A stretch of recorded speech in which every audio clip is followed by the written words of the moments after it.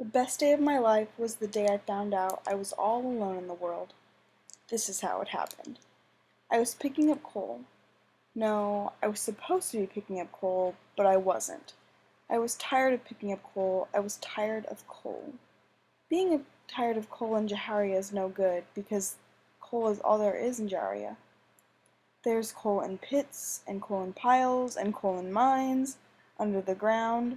There's coal on the roads, and coal in people's hair, and coal in people's chests that makes them cough and cough. There is even coal in the air. It comes up through the cracks in the earth from the coal fires that have been burning under the town for nearly 100 years. If you're a man, you work in the mines or the pits, hacking at the coal with pickaxes and shovels. If you're a woman, you walk up the narrow, steep trails with large, heavy baskets of coal on your head. If you're a child, you run around and pick up any stray lumps of coal you could find. If the bosses see you doing this, they'll chase you, and they'll hit you if they catch you, so you have to move fast. On this very happy day, I was supposed to be picking up coal. I had my coal bag over my shoulder. There was a bit of coal in it, but not very much. Instead of running around the coal fields, I was trying to convince the shopkeeper that I had a coin in my hand. "Let me see it," said Mr. Bondry. He sat in his chair and flicked his horsetail fly swatter around. "Oh, it's right here," I said, holding up my clenched fist. "What is it?" "20 pesos, 10. You can buy one sweet, maybe two. Choose, and then pay and go." I stretched out the moment before I replied. Mr. Banerjee had a tiny television set in his shop, on a shelf next to the jars of skin whitening cream. The picture it showed was fizzy, and it jumped up and down, but I could still see the Bollywood dancers. I waved my head the way the dancers did, trying to remember the steps to try later. "Choose, then pay and go," he repeated. Mr. Banerjee's shop was made of scrapwood and old cardboard boxes, and it was completely open on one side. He slept in it at night to keep thieves away, but he didn't want anyone watching his TV unless they were customers. "What did you say?" "You heard what I said." Mr. Banerjee waved his fly swatter in big circles, but I wasn't worried. He didn't like to leave his chair. It was a bit of a game I played sometimes, seeing how long I could watch his television before he chased me away. He knew I didn't really have any money. I never had any money. I managed to stay a few moments longer, then the TV went to full fizz, and there was no point in hanging around.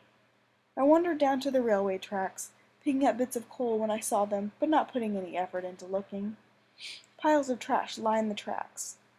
Rag pickers and goats poked through it. I stayed away from the bigger piles of garbage. I didn't feel like getting into an argument, and rag pickers sometimes guarded their territory. I kept my eyes on my feet and shuffled garbage around with my toes. I wished I was a goat. Goats ate everything. If I was a goat, I would never be hungry. "Hey, there's Vali! Vali, come and throw rocks with us, or we'll throw rocks at you." I looked up. Some of my cousins were out on the tracks with their friends. None of them liked me. I didn't know why. "She won't. She's too scared." That was my cousin Sanjay. He was my size, and never forgave me for the time I beat him up when we were younger. I wasn't allowed to eat until he was finished, and then I was given whatever food was left on his plate. He started stuffing himself just to watch me be hungry. I stood it for 3 days, then I let him have it. Smashed the metal plate down on his stupid head. I got a beating from my uncle for it, but Sanjay always left at least some food behind after that. He got back at me in other ways, though. Sneaky ways, like kicking me at night so it was hard to go to sleep. He called me names like Pigface and Dirtbrain. I tried to insult him back, but my words didn't have as much power as his. He knew he was worth more than me. We both knew it. I was afraid to throw rocks, but I couldn't let him see that, and I couldn't let his friends see that I was scared. If they did, they would be on me faster than a goat on garbage. I walked quickly into the middle of the pack and picked up a rock. Just looking at the targets made me shake. On the other side of the tracks, a stone's throw away, monsters lived among the garbage dumps and dung heaps. Their faces were not human. Some had no noses. Some had hands without fingers that they waved in the air as they tried to protect their heads from our rocks. But I didn't care as long as they stayed on their side of the tracks. They were unclean, foul creatures. They carried the sins of a former life, and if you got too close, they would turn you into one of them.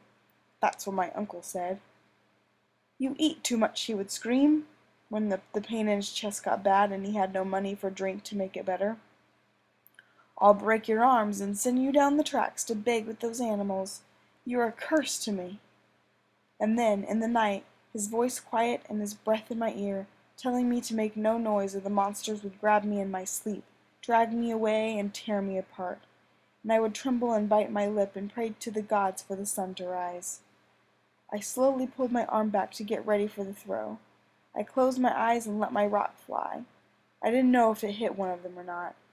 One of the stones came flying back at us. Sanjay bent down to pick it up. "Don't touch it! You'll turn into a monster just like them," one of my cousin's friends shouted. "That's one of the ways they get their victims." Sanjay picked up another rock instead. They were all too busy throwing and laughing to pay attention to me. I slipped back until I was behind the group. The boys had dropped their coal bags to free their arms for throwing stones. Their bags had coal in them. Coal that would look better in my bag than it did in theirs. I crouched down. In an instant I grabbed one of the coal bags and started to run. I managed to take a few steps before a kid slammed me with a thud into the dirt. "Thief! Coal thief! Coal thief!" The others piled on top of me. I swung my arms and kicked and tried to get away, but I couldn't throw off so many kids. They worked together, pounding me and pulling my hair.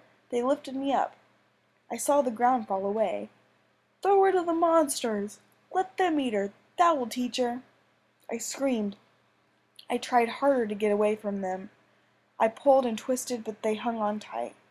They carried me over the railway tracks, getting closer to the monsters with every step. And then they threw me.